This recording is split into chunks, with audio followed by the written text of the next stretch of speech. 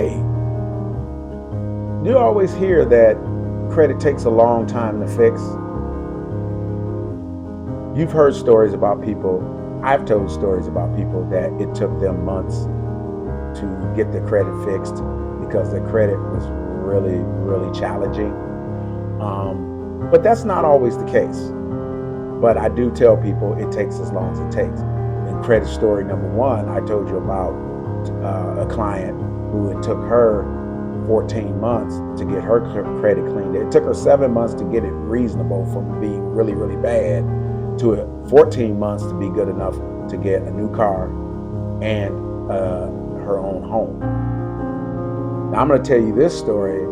It's about a guy named Andy who his credit wasn't as bad as T back in story number one, but he had an issue that was stopping him from getting his mortgage, but we was able to quickly resolve that one. Let me tell you about that.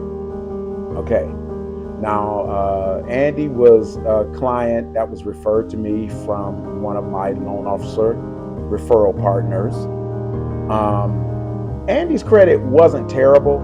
I mean, he was in the low to mid 600s. So just enough. I mean, it's what they would call as good credit, just barely above fair credit to good credit. But he had a major problem. Andy had a repossession, an automobile repossession on his credit. And of course, the mortgage underwriter, I'm a mortgage underwriter by profession, said the same thing I would have said, is that, well, this nearly $12,000 collection needs to be addressed because we don't want, should we approve him for a mortgage, he get his home, we don't want that $12,000 collection to become a lien on title to his new home. So it was what we call in the mortgage business, a conditional approval. So he had an approval for a mortgage conditioned upon that situation being resolved one way or the other. He was referred to me to see what we could do about getting that off of his credit. And so I asked Andy when I looked at his credit and I said, hey, this is a voluntary repossession. He said, yeah. And this is sort of a side note, and I'm getting to that part about how quick it took us to resolve it in a moment. But I just wanted to tell you about this.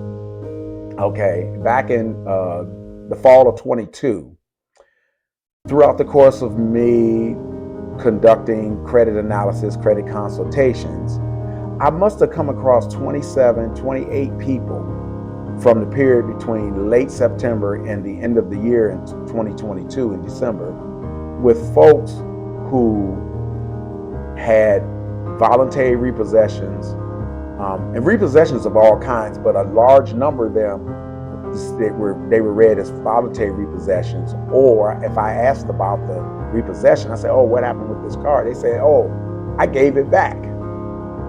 I said, gave it back? What do you mean gave it back? They said, I gave the car back. And I was like, oh, okay. I understand that you wanted to wash your hands of the car, but I do want to remind you that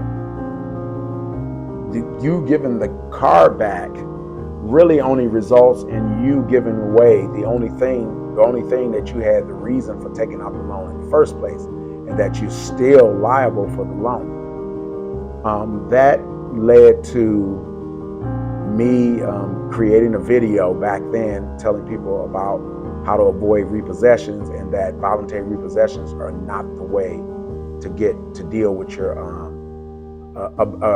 a car that's in bad shape, and people say, well, they want to walk away. And I get it. Most people, when they go to the car dealership, they finance at the dealership, and because in their attempt to make the process as seamless as possible, you go there, you're getting your financing as well as buying the car. But I just wanted to remind everyone, just like in that videos I made a few years back, that is actually two transactions you're doing. You got one, which is your sales contract, to buy the vehicle, and then you took out a loan to purchase the vehicle. Now, I know to you it seemed like it was one, because normally, and metaphorically, this is what's happening. You agree to buy the car, and then you go over here, and then to the finance manager, and you apply for a loan, and then they get you the loan for the vehicle. Congratulations. But metaphorically, what's happening is they're giving you money, and then you're taking the money and you're giving it to the dealership for the car, to purchase the car. Now, because the money doesn't physically change hands, either through cash or a check, it goes over your head to the sales lot to pay for the car. But in fact, those are two transactions. You agreed to buy a car at a certain price, as is, or subject to a warranty if that applies. But you also agreed to, oh, sorry, my phone was ringing. Customers are always calling. You also agreed to take out a loan to buy this car. You agreed to pay it back at so many dollars per month, repayment on the loan. Now, this loan, this car that you bought, is the collateral for the loan. But your responsibility for this loan has nothing to do with the condition of this car. No matter what happens, you owe this loan. You got to pay back this loan by either making monthly payments, or either refinancing the loan, or selling the vehicle, paying off the loan. So it's important to understand that. So Andy had a car. He bought it from a dealership. I'm not going to say their name. But if I said their initials, if I said their name, most people know them. If I said most people, when I tell them their initials, they know who it is. But I will say this, that in Andy's words, the car was a piece of crap, and that he got tired of constant repairs with it. It was going back and forth to the dealer. So on the last turn, when he took it back for repairs, he finally said, I've had enough, screw it, I don't want it anymore. So he left the car there. He never went back and picked it up. And so obviously he didn't make the payments, because in his mind, he had given the car back and that he was done with it. And so when the lender was contacting him about payment, he told them, I don't owe you anymore. I got the car. And of course, the lender's like, no, we want our money. So subsequently, he went 30, 60, 90 days, which had a decline on his credit yet, but his credit was still good enough, even despite having more late payments on his credit. So his credit probably started out in the 700s, and it got down to the mid to low 600s because of the lates on the vehicle. And then of course it went to collections. Then they were finally able to repossess it, because they can't do anything for 90 days when you leave the car, because your contract, when you take out a loan, is you're not in default until 90 days. And so meanwhile, they report you 30, 60, 90 days. And then once day 91 hits, now they can actually do something with the car, which in most cases, they either resell it or they sell it in one way, shape, form, or fashion. Sometimes they put it back on the lot. Sometimes they sell it at auction. So back to Andy's credit. So we're seeing this repossession for, it was about $11,980 some odd dollars. Let's call it $12,000. And of course, this is a huge collection on his credit report. And so to get his mortgage conditional approval satisfied.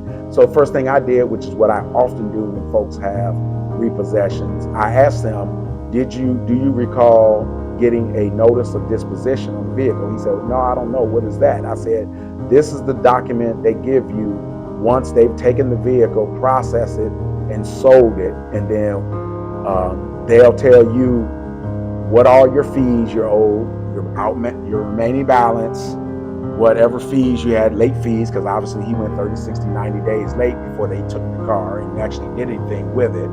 So he had late fees. Despite the fact that he left it at the dealer, they still charged him a repossession fee. Same fee they would charge as if he stopped making payments and they had to pay a guy with a tow truck to take it out of his yard. It's still repossession fee. So with the outstanding balance, late fee, and all the fees, he was approximately at $11,983, which is what we were seeing on credit. However, the notice of disposition would tell us what the car sold for and what is the remaining balance. Because what's supposed to happen is they sell the car, and then whatever is the difference between what he owed with all his fees and what the car is sold for is actually what's remaining. They don't always update the credit report to reflect that. And so what happened in his particular case is the lender was in Lorain, Ohio, which is outside of Cleveland. The collection agent that was handling his collection, it was through a third party, was a local attorney here in the suburb of Lakewood who does collections as part of his business. And so I reached out to him and I said, hey, my client here, can you send us a copy of the notice of disposition so we can see what happened with his vehicle? He said, okay, sure, no problem. He sent me the notice of disposition, and it showed that the vehicle was sold, and so there were proceeds there, but it was not enough to pay off the entire balance, because sometimes that happens.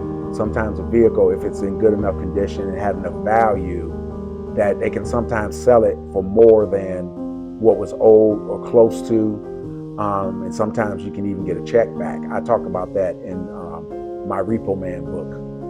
Okay, so it's in detail there. But in his case, it sold for less than what he owed. So I reached back out to Andy. I said, hey, Andy, I got the notice of disposition on the vehicle. I got good news and I got bad news. He said, well, what's the bad news? I said, well, the bad news is it didn't sell for close to what you owed on the vehicle with the fees and everything. I said, well, it sold for close to what you owed on your outstanding loan balance, but with all the fees, the repo fees and the late fees and everything, it wasn't enough to cover those. So you still have an outstanding balance on the vehicle. He said, oh, that kind of sucks. He said, well, what's the good news? I said, well, the good news is you don't owe $11,983. You owe $4,532. I think it was $32. Just to say it's $45.32. I believe that's what it was. This was a few years back. And so he said, oh, well, that's a hell of a lot better than $12,000. I said, yeah, I agree with you on that. And I said, so what do you want to do? It is a legitimate balance. It's been validated and verified, so you do owe this.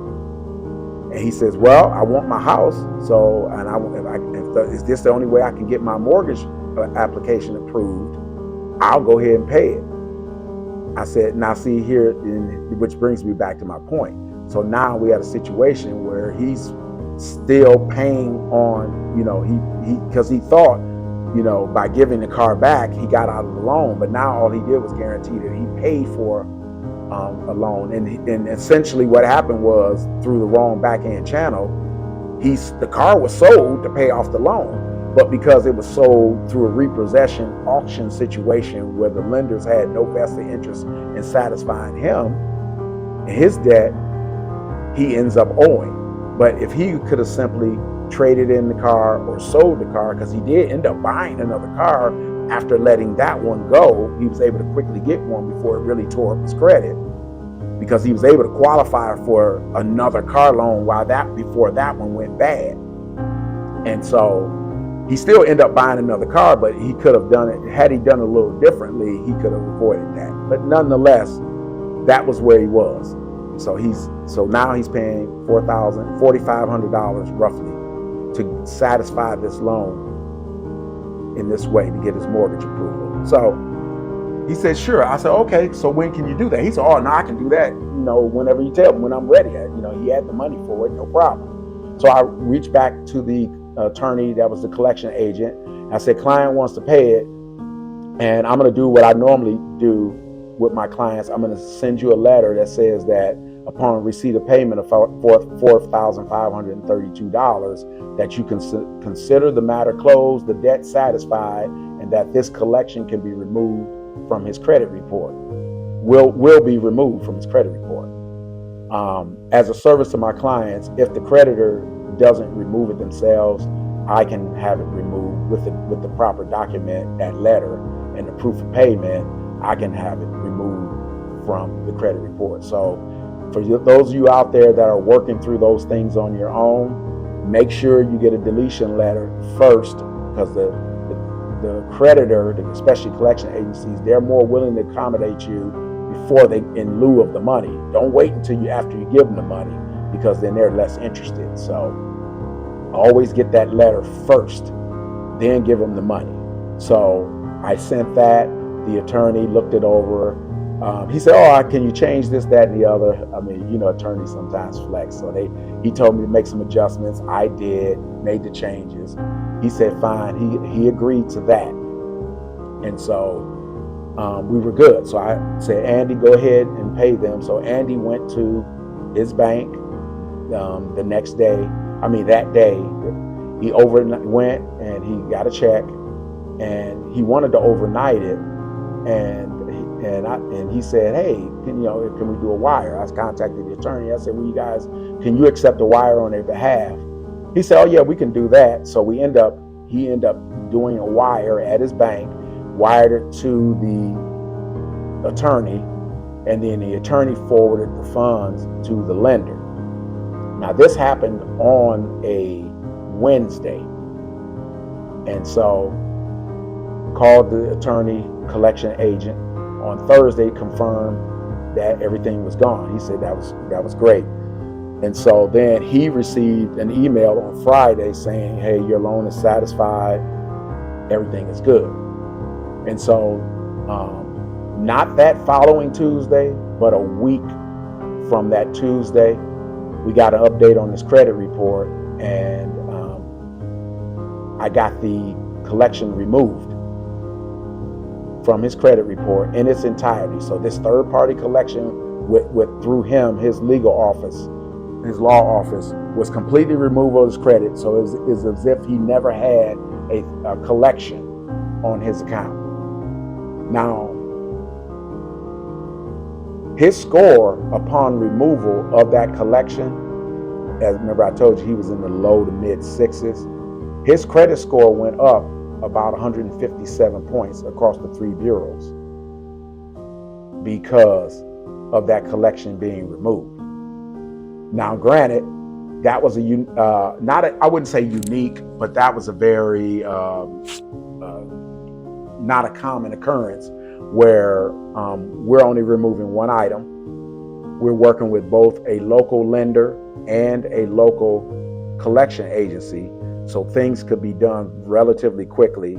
Plus, the client, once he understood that he legitimately owed the money, he acknowledged it, and also he had the ability to pay it in full, so that he could get that done. And that's typically what the things that have an impact on the time it takes. Is that when you're dealing with multiple accounts, that takes longer. When you're dealing with out of town, big corporate collection agencies, you can't get one person on the phone. Everything is done through a system, an automated system. And then oftentimes when things have to be updated on credit, everything doesn't get updated at the same time. But because we were working on one account with a local collection agency and a local lender, we were able to get that done for him really, really quickly. That doesn't happen often in there, but that's what happens there. So does it always take a long time to fix your credit? Not necessarily, but again, it's largely dependent on what you have on your credit. And obviously the more items, the longer it could take. and then determining where you are in terms of what you want to repay. I know there's a lot of credit repair folks and agencies that, I mean, we always try to see if we can get things removed legally without you having to do repayment. But there are just certain items that may need repayment. I mean, we get them validated and verified. They're legitimate debts. You pay them and then resolve them, make good with them. It's better, it's better mojo. I usually say it's good karma, but I don't want to sound like I'm promoting that other company that gives out free credit reports. So it's good mojo to pay back what you owe when you owe. Now, if anything, especially when you're legally required to, because there's debt that you can legally get out of it, but you say, let's just pay it back and do the right thing. And so, in short, does it always take a long time to fix your credit? Not always, but it does take time. But you have to put it in context with the time it takes to do it is largely dependent on how bad your credit is, how many items need to be addressed, and how willing and able you are to work towards satisfying those debts. So obviously, not only did Andy able to get past his conditional approval, but it was even better because with the 157 bump in his credit score, he actually enjoyed a major savings. So he's going to get back the $4,000 that he ended up paying on that, paying what he owed. Plus, he's going to more than get back what he paid me to help him with his credit. And here's how. Keep in mind that with the increase in score, now we go from, he's now able to qualify for a 6.5% mortgage instead of an 8.5% mortgage. So you say, okay, so what's the difference there? Well, if you do the math, he was taking out approximately $160,000 mortgage to purchase his home, the mortgage part minus the down payment and closing costs. So he was actually borrowing $160,000. Now, at 6.5% on the 30-year mortgage, that's about $983 a month, right? So that's what he was able to qualify for with the increase in score.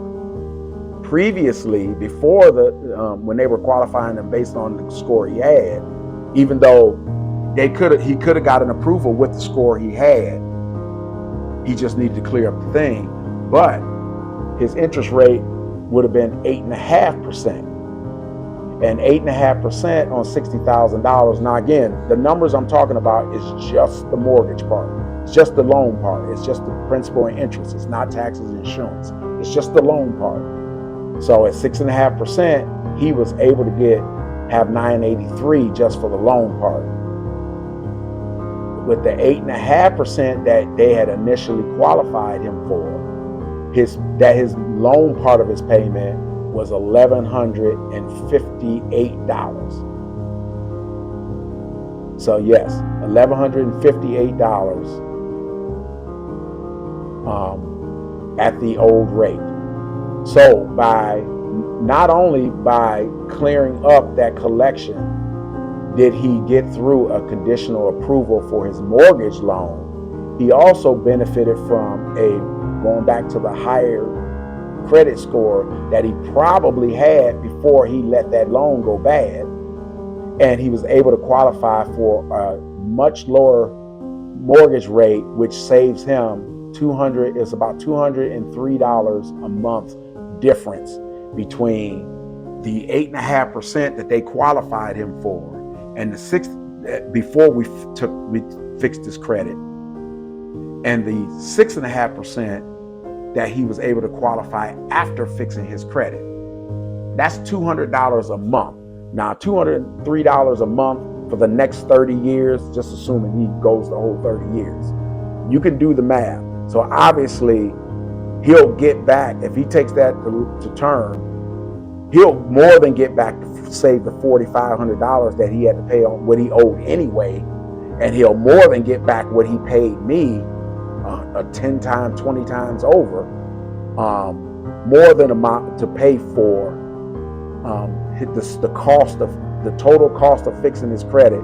He'll more than get that back just in the better interest rate, that's one of the true benefits of getting your credit fixed. Even if you can get an approval, the better your credit, the better your interest rate, the better your terms. You don't have to put money down, things of that nature. So we were talking, the main goal here was talking about speed, but I just wanted to point out that by improving your credit, by getting best terms, you also save money in the long run by doing that through better rates, lower payments, and lower outpay over the course of the life of the loan. Same thing with an automobile loan. You get a much lower interest rate with the better your credit is. So that's where you save your money, because a lot of people, they start their credit repair journey saying, I want to fix my credit, I want to clean up my credit.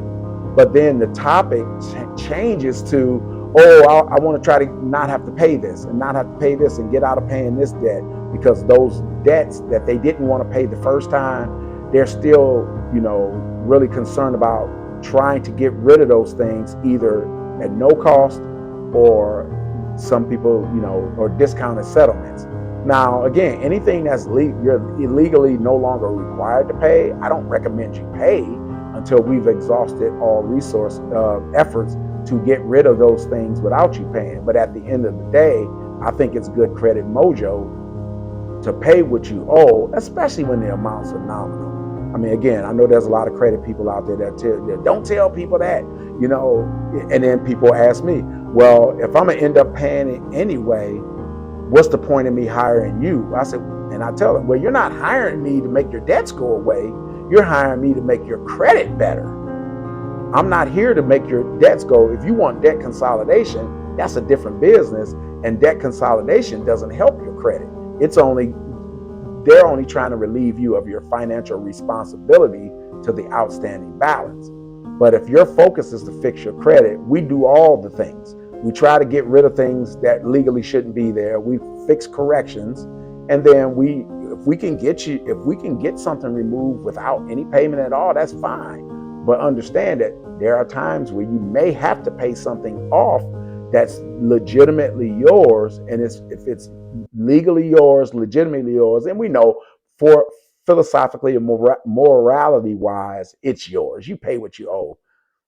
As they say, Pookie, pay what you owe, Pookie. From those who know that movie, New Jack City, he said, you owe, Pookie, you owe. So sometimes, Pookie, we gotta pay what we owe.